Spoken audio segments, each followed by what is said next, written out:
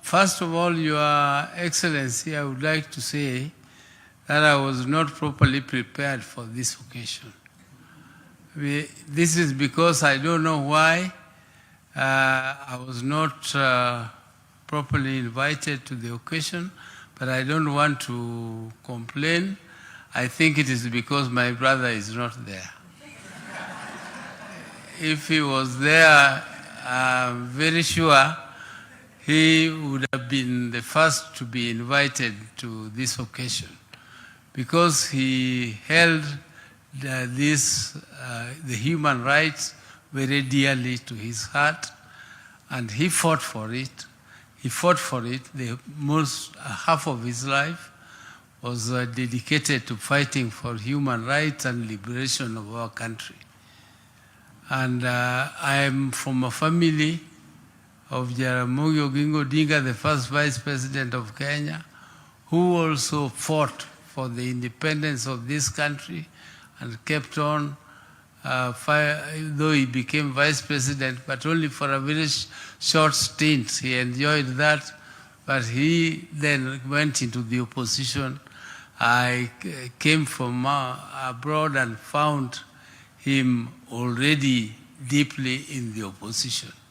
And from that time, that was in the early 70s, from 1970.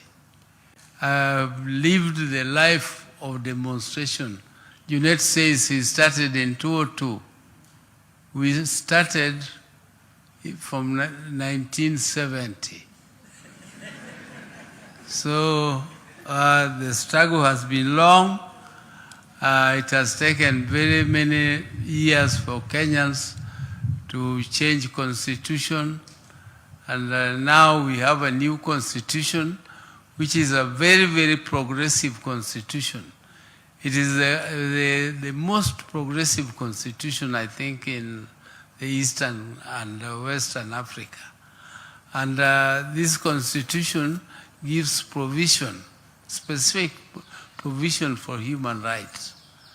And I'm very, very happy that the President, His Excellency the President, and my brother were working very closely on the issues of human rights. When we joined the President in this broad-based arrangement, one of the issues which was of concern to my brother was the issue of human rights. In our 10-point agenda, human rights takes precedence over all the other issues which we put forward. And I'm very happy, Your Excellency, that today at least this matter is being, at least we have started to conclude this very, very dear issue of human rights. And by calling it compensation, but it is not compensation. You cannot compensate a human life.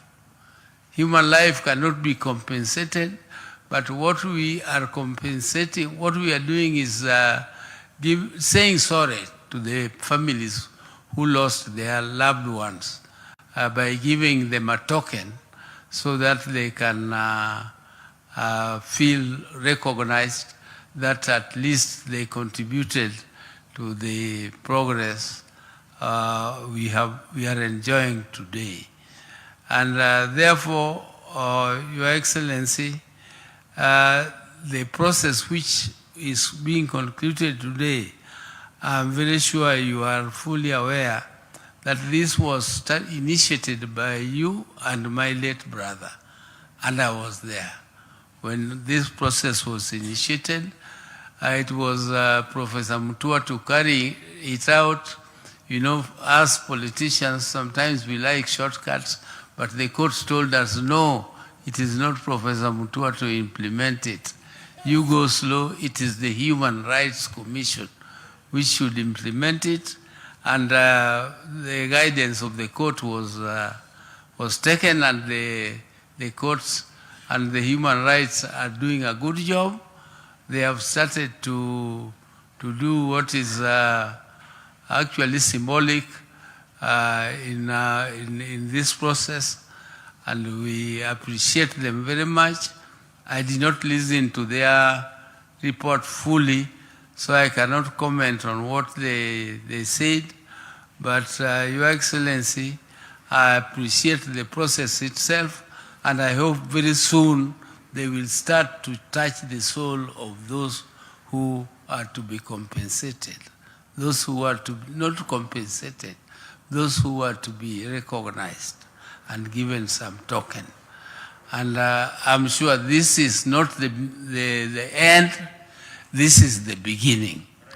And we hope that our country will never, going forward, will not have human rights violations at all.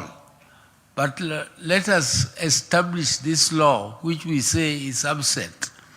Personally, I thought something had been done in Parliament to establish this law or to operationalize the Human Rights Act, but provision in the Constitution. But I don't know, we have been with you for a long time in this bunge. But somewhere in the corner of my thoughts, I thought that such a law had been created, and I remember that you had to give some notice to police 5 days before. Just notice, not apply for permit.